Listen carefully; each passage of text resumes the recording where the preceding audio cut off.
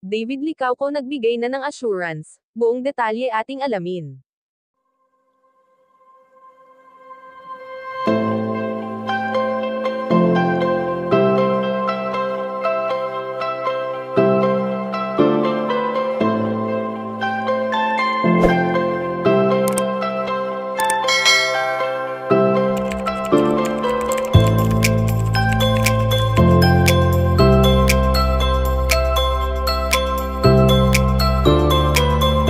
Kamakailan lamang nang muli nating nakita ang saya ng tambalang Barda sa bagong videos na kanilang inilabas na kung saan ay sweet sila sa isa't isa at marami nga sa mga netizens ang lubos na natutuwa sa muling pagbabalik ng kanilang pagsasama.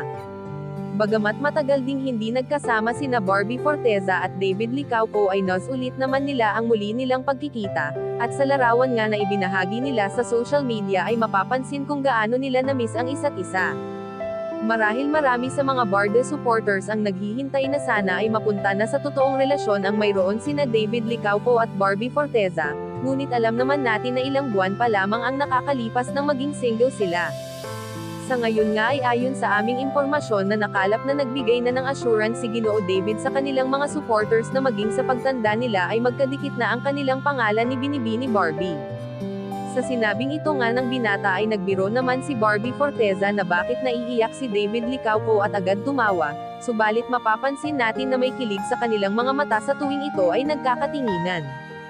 Ang pagiging healthy ng pagsasama ng Barda ngayon ay nakakatulong sa bawat isa sa kanila upang unti-unti na rin makapag-move on sa kanilang nakaraan. Kayo mga ka-chika, anong masasabi nyo dito? Please leave the comment and don't forget to subscribe.